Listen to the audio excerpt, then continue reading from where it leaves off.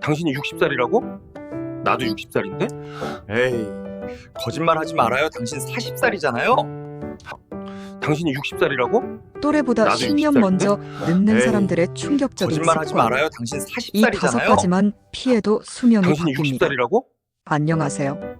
액티브 시니어의 건강하고 활기찬 사랑을 응원하는 막사입니다. 오랜만에 동창회나 모임에 나가보면 깜짝 놀랄 때가 있습니다. 분명히 나랑 동갑인데 어떤 친구는 아직도 40대처럼 팽팽하고 활력이 넘치는데 어떤 친구는 안타깝게도 벌써 노인태가 완연하고 기력도 없어 보이죠. 도대체 이 차이는 어디서 오는 걸까요? 많은 분들이 유전 때문이라고 생각합니다. 물론 타고난 유전자도 중요합니다. 하지만 세계적인 노화 연구학자들의 연구 결과에 따르면 수명을 결정하는 요인 중에서 유전자가 차지하는 비율은 고작 25%에 불과하다고 합니다. 나머지 75%는 바로 우리가 매일 반복하는 생활 습관에 달려 있다는 것이죠. 이것은 희망적인 이야기인 동시에 무서운 이야기입니다.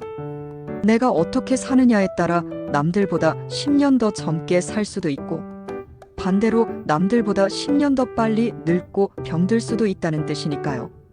혹시 나도 모르게 내 수명을 갉아먹는 행동을 하고 있지는 않을까요?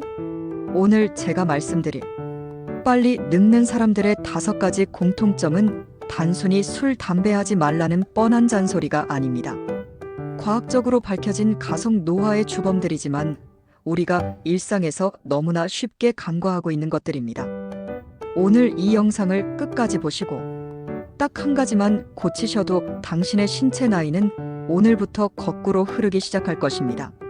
건강하게 오래 사랑하고 싶은 분들이라면 오늘 이야기 절대 놓치지 마세요.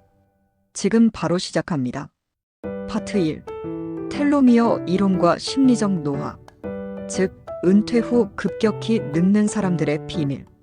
첫 번째 공통점은 바로 목표와 호기심의 상실입니다. 주변을 한번 둘러보세요. 평생 치열하게 일하다가 은퇴하자마자 갑자기 확 늙어버리는 분들을 종종 보게 됩니다. 이게 단순히 일이 없어져서 편해졌기 때문일까요? 아닙니다. 뇌과학적으로 보면 이것은 뇌가 성장을 멈췄기 때문입니다. 우리 몸의 세포 속에는 텔로미어라는 것이 있습니다. 이것은 염색체 끝부분에 달려있는 덮개 같은 건데 세포가 분열할 때마다 이 길이가 조금씩 짧아집니다. 텔로미어가 다 닳아 없어지면 세포는 더 이상 분열하지 못하고 죽게 되죠. 이것이 바로 노화의 핵심 과정입니다. 그런데 놀랍게도 이 텔로미어의 길이를 짧게 만드는 가장 큰 원인 중 하나가 바로 심리적인 무력감이라는 연구 결과가 있습니다. 아침에 눈을 떴을 때 오늘 뭐하지 그냥 시간이나 때워야지라고 생각하는 사람과 오늘은 이걸 배워봐야지, 오늘은 그 사람을 만나러 가야지라고 설레는 사람의 신체 나이는 하늘과 땅 차이입니다. 빨리 늙는 사람들은 공통적으로 새로운 것을 거부합니다. 이 나이에 뭘 새로 배워 다 귀찮아, 그냥 살던 대로 살래, 이런 말을 입에 달고 삽니다. 이렇게 뇌에 새로운 자극을 주지 않으면 우리 뇌는 이제 더 이상 생존을 위해 노력할 필요가 없구나라고 판단하고 신체 기능을 서서히 셧다운 시키기 시작합니다. 반대로 90세가 넘어서도 정정한 분들을 보세요. 그분들은 하나같이 호기심 대장들입니다. 스마트폰 사용법을 배우려고 돋보기를 쓰고 끙끙대시거나 새로운 악기를 배우거나 하다못해 새로운 산책로를 개척하려고 노력합니다. 사랑도 마찬가지입니다. 이제 남녀 관계는 끝이야라고 닫아거는 순간 우리의 성호르몬과 활력은 급격히 떨어집니다. 당신의 텔로미어를 지키고 싶으신가요? 그렇다면 오늘 당장 잡더라도 새로운 목표를 하나 세우세요. 이번 달에 요리 하나 마스터하기, 동네 도서관 가보기, 무엇이든 좋습니다. 호기심을 잃지 않는 한 우리는 늙지 않습니다. 파트 2. 만성 염증의 주범 당독소. 달콤한 독약에 중독된 사람들. 두 번째 공통점은 식습관에 있습니다. 많이 먹는 게 문제가 아닙니다. 바로 정제된 탄수화물과 액상과당을 즐기는 습관입니다. 이것은 단순히 살이 찌는 문제가 아니라 우리 몸을 안에서부터 녹슬게 만드는 주범입니다. 의학적으로 이것을 최종당화산물 혹은 당독소라고 부릅니다. 우리가 빵, 떡, 국수, 설탕, 믹스커피 같은 것을 먹으면 혈당이 급격하게 오릅니다. 쓸 때 쓰고 남은 잉여, 당분이 우리 몸속의 단백질과 들러붙어서 딱딱하게 변해버리는 현상이 생깁니다. 이걸 당화 반응이라고 하는데요. 쉽게 설명하면 고기를 불에 구우면 갈색으로 변하면서 딱딱해지죠. 우리 몸속 세포가 그렇게 변한다고 생각하시면 됩니다. 이 당독소가 피부에 쌓이면 주름이 자글자글해지고 탄력이 사라집니다. 혈관에 쌓이면 혈관이 딱딱해져서 동맥경화가 옵니다. 뇌에 쌓이면 치매를 유발하는 독성 물질이 됩니다. 빨리 늙는 분들의 식탁을 보면 밥은 흰 쌀밥을 고봉으로 드시고 식후에는 달달한 믹스커피나 과일 주스를 꼭 드십니다. 그리고 출출하면 떡이나 빵을 간식으로 드시죠. 이런 습관은 내 몸에 노화 촉진제를 들이붓는 것과 같습니다. 특히 나이가 들수록 근육량이 줄어들어서 당분을 저장할 창고가 부족해집니다. 그래서 똑같은 양의 밥을 먹어도 젊을 때보다 혈당이 훨씬 많이 오르고 그만큼 노화 속도도 빨라지는 겁니다. 피부가 칙칙하고 기력이 없다면 비싼 화장품을 바를 게 아니라 지금 당장 설탕부터 끊으셔야 합니다. 그렇다고 탄수화물을 아예 먹지 말라는 게 아닙니다. 하얀색을 피하세요. 흰 쌀밥 대신 잡곡밥, 흰빵 대신 통밀빵, 그리고 주스 대신 생과일이나 물을 드세요. 식사 순서만 바꿔도 큰 도움이 됩니다. 채소와 단백질을 먼저 드시고 밥을 맨 나중에 드시는 것만으로도 혈당 스파이크를 막고 노화 시계를 늦출 수 있습니다. 파트 3. 근감소증과 좌식 생활. 의자가 당신을 죽이고 있다. 세 번째 공통점은 엉덩이가 무겁다는 것입니다. 앉아있는 시간이 길수록 수명은 짧아집니다. 이건 단순한 과장이 아닙니다. 세계보건기구에서는 좌식 생활을 흡연만큼이나 위험한 현대인의 질병 원인으로 지목했습니다. 우리 몸의 근육 중 70% 이상이 하체에 몰려 있습니다. 특히 허벅지 근육은 우리가 섭취한 영양분을 태우는 소각장이자 활력을 만들어내는 에너지 공장입니다. 그런데 나이가 들면 자연스럽게 근육이 빠지는 근감소증이 찾아옵니다. 40대 이후부터는 매년 1%씩 근육이 사라진다고 하죠. 빨리 늙는 분들은 움직이는 것을 극도로 싫어합니다. 집에 오면 바로 소파와 한몸이 되어서 TV 리모컨만 돌리십니다. 가까운 거리도 꼭 차를 타고 다니시고 계단보다는 엘리베이터를 찾습니다. 이렇게 되면 허벅지 근육이 말라버리고 결국 잉여 에너지가 갈 곳을 잃어 뱃살로 쌓이게 됩니다. 배는 나오고 팔다리는 가늘어지는 거미형 체형, 이것이 바로 노화의 전형적인 모습입니다. 근육이 없으면 뼈를 지탱하지 못해서 관절염이 오고 균형 감각이 떨어져서 낙상사고의 위험도 커집니다.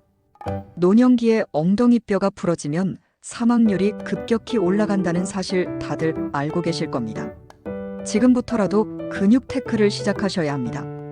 헬스장에 가서 무거운 역기를 들라는 말이 아닙니다. 생활 속에서 엉덩이를 가볍게 만드세요. TV를 볼 때도 앉았다 일어났다를 반복하시고 설거지를 할 때도 뒤꿈치를 들었다 놨다 하세요. 버스를 타면 한 정거장 먼저 내려서 걸으세요. 특히 계단은 신이 주신 최고의 헬스 기구입니다. 하루에 5층만 걸어 올라가도 심폐기능이 좋아지고 하체 근육이 단단해집니다. 허벅지가 단단해야 활력도 생기고 밤에 사랑을 나눌 힘도 생기는 법입니다. 의자에서 일어나는 순간 당신의 수명은 연장됩니다. 파트 4. 고립감과 만성 스트레스. 외로움은 담배보다 해롭다. 네 번째 공통점은 관계의 단절과 그로 인한 만성적 고립감입니다. 사람은 사회적인 동물입니다. 누군가와 연결되어 있다는 느낌, 내가 소속되어 있다는 느낌은 생존의 필수적인 요소입니다. 하지만 나이가 들면서 은퇴를 하고 자녀들이 독립하고 배우자와 사별하거나 이혼을 하게 되면 급격한 고립감이 찾아옵니다. 문제는 이 외로움이 단순히 기분의 문제가 아니라 우리 몸에 치명적인 독이 된다는 것입니다. 연구에 따르면 만성적인 외로움은 매일 담배 15개비를 피우는 것만큼이나 건강에 해롭다고 합니다. 외로움을 느끼면 우리 뇌는 이것을 생존의 위협으로 받아들이고 스트레스 호르몬인 코르티솔을 뿜어냅니다. 이 코르티솔 수치가 높아지면 면역력이 떨어지고 혈압이 오르고 염증 수치가 급격히 상승합니다. 빨리 늙고 병드는 사람들은 대부분 마음을 터놓고 이야기할 사람이 없습니다. 다 귀찮다, 사람 만나봐야 상처만 받는다라며 스스로를 동굴 속에 가둡니다. 하지만 혼자 있는 시간이 길어질수록 뇌는 빠르게 위축되고 치매 위험도 높아집니다. 반대로 장수마을에 사는 노인들의 가장 큰 공통점은 바로 끈끈한 커뮤니티입니다. 매일 마을 회관에 모여서 수다를 떨고 함께 밥을 먹고 서로의 안부를 묻습니다. 사랑도 마찬가지입니다. 나이 들어서 하는 연애가 주책이라고요? 천만의 말씀입니다. 누군가를 사랑하고 설레는 감정을 느끼면 옥시토신과 도파민 같은 행복 호르몬이 나와서 코르티솔을 억제하고 면역력을 높여줍니다. 사랑하는 사람은 늙지 않는다는 말이 과학적으로도 맞는 말인 셈이죠. 귀찮더라도 사람을 만나세요. 동호회에 나가고 봉사활동을 하고 마음이 맞는 친구나 이성 친구를 만드세요. 수다는 뇌를 춤추게 하고 관계는 심장을 뛰게 합니다. 고립은 노화의 지름길이고 연결은 젊음의 비결입니다. 파트 5. 수면 부족과 생체 리듬 파괴. 잠이 보약이라는 말의 진짜 의미. 마지막 5번째 공통점은 수면의 질이 엉망이라는 것입니다. 나이가 들면 잠이 없어진다고들 하죠.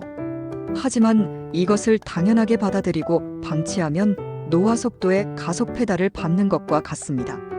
우리가 자는 동안 우리 몸에서는 기적 같은 일이 일어납니다. 뇌 속에 쌓인 노폐물인 베타 아밀로이드를 청소하고 손상된 세포를 복구하고 성장 호르몬이 나와서 근육과 뼈를 튼튼하게 만듭니다. 이 성장 호르몬은 아이들 키 클 때만 필요한 게 아닙니다.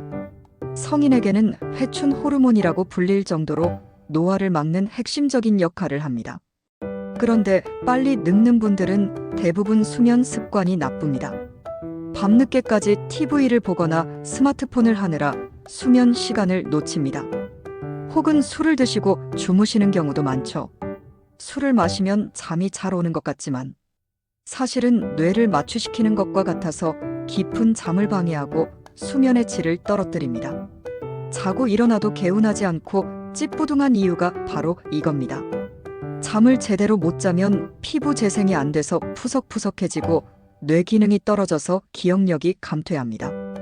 또한 식욕 조절 호르몬이 고장나서 자꾸 단 것이 당기고 살이 찌게 됩니다. 그야말로 총체적인 난국이 되는 거죠. 최소한 7시간은 주무셔야 합니다. 그리고 10시에서 2시 사이에는 성장 호르몬이 가장 많이 나오기 때문에 가능하면 11시 전에는 잠자리에 드는 것이 좋습니다. 자기 전에는 스마트폰을 멀리 하시고 암막 커튼으로 침실을 최대한 어둡게 만드세요. 낮에는 햇볕을 쬐면서 멜라토닌이 잘 나오도록 준비해야 합니다.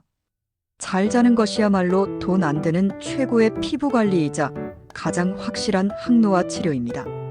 오늘 밤부터라도 꿀잠 주무시고 내일 아침 10년 더 젊어진 얼굴로 깨어나시길 바랍니다. 사랑하는 막사 가족 여러분, 오늘 말씀드린 5가지 목표 상실, 나쁜 식습관, 운동 부족, 고립감, 수면 부족. 어떻게 보면 우리가 이미 다 알고 있는 내용일지도 모릅니다. 하지만 아는 것과 실천하는 것은 다릅니다. 빨리 늙는 사람들은 내일부터 해야지라고 미루지만 젊게 사는 사람들은 오늘부터 당장 시작합니다. 늙는 것은 죄가 아니지만 스스로를 방치해서 병들고 초라해지는 것은 나 자신에 대한 직무유기입니다. 우리는 아직 충분히 젊고 사랑받을 자격이 있고 활기차게 인생 2막을 즐길 권리가 있습니다. 오늘 영상이 여러분의 가슴에 작은 불씨가 되었으면 좋겠습니다. 지금 당장 의자에서 일어나 스트레칭 한번 하시고 사랑하는 사람에게 안부 문자 하나 보내보세요. 그 작은 행동 하나가 당신의 10년 후를 바꿀 것입니다. 여러분의 건강하고 아름다운 노후를 막사가 진심으로 응원합니다. 오늘 영상이 도움이 되셨다면 구독과 좋아요, 알림 설정 부탁드립니다. 여러분의 관심이 더 좋은 영상을 만드는 힘이 됩니다. 다음에는 중년 여성을 미치게 만드는 감각의 스위치에 대한 화끈한 이야기로 찾아오겠습니다. 감사합니다.